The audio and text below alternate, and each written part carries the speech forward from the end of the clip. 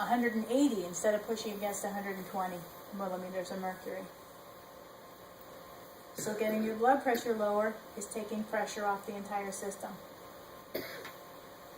The more pressure the system is under, the more likely the walls are to be tight and to close down and give you a heart attack. When you're smoking cigarettes, that's an inflammatory process.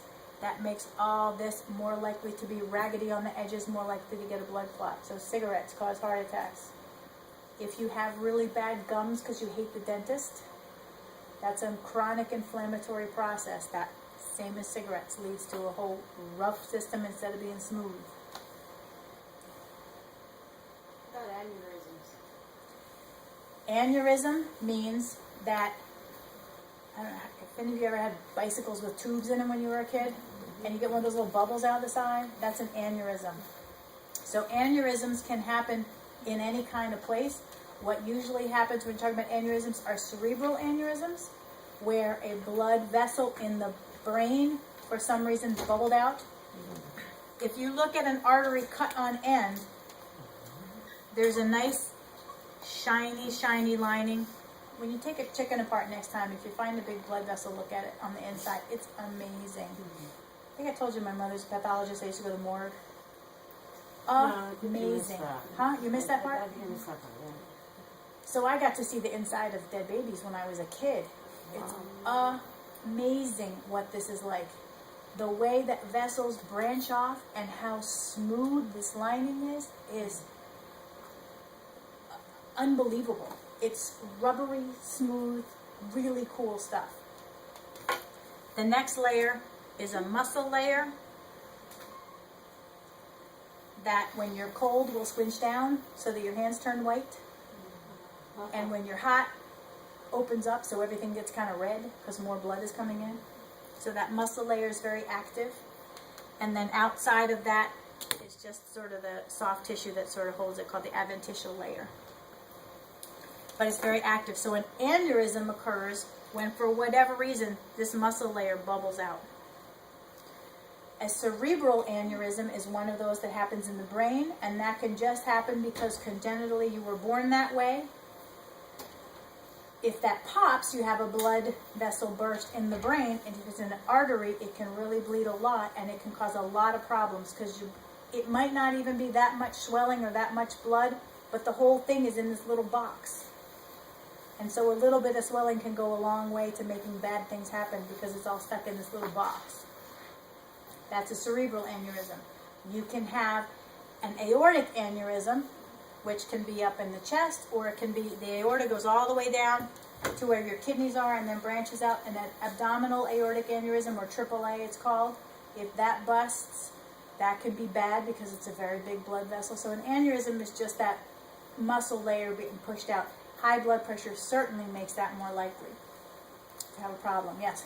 What's the difference between hemorrhage and aneurysm? Aneurysm just means the bubble.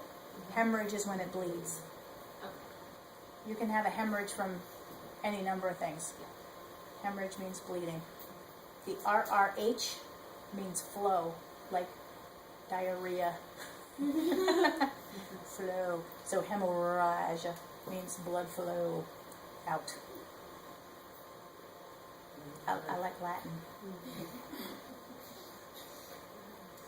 Any other questions? Did you just say that any inflammation is bad for your blood vessel? Any inflammation anywhere, like Now, any sort of don't get me wrong. Inflammation is an important part of what our bodies do. If you have an infection, an inflammatory response is set up, a lot of blood flows to the area, which means a lot of army men are there to fight the infection. That's an important process. If you break a bone, it sets up an inflammatory process to bring more blood flow, to get more of those things to break down the calcium and then build the calcium back up again. It's an important thing. A chronic high level of inflammation is sort of like being scared all the time with the adrenal glands. It has this whole system on full tilt all the time, which is not good.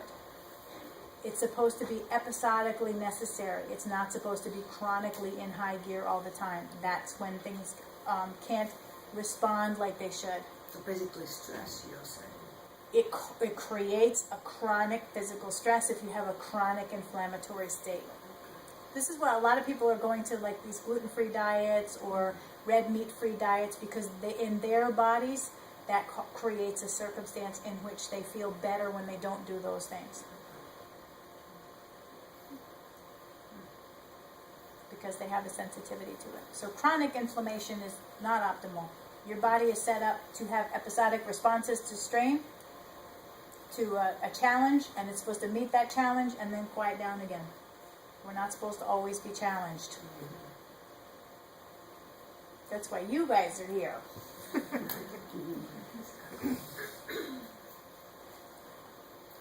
Any other questions about that? All right, so you know what you need to know. You know more than you need to know, so that you can say, don't panic. Don't panic. It'll be all right. Maybe you should get some more information about that from an actual practitioner. Don't look it up in the Googles. There's a new phrase I've heard called somebody being a cyberchondriac. Love that. It's a little dangerous, but yeah, so actually having a good relationship with a practitioner that you trust is a good thing, because you need somebody to help you through some of these issues sometimes.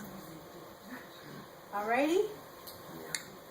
Thank you. You guys are good. Thank you.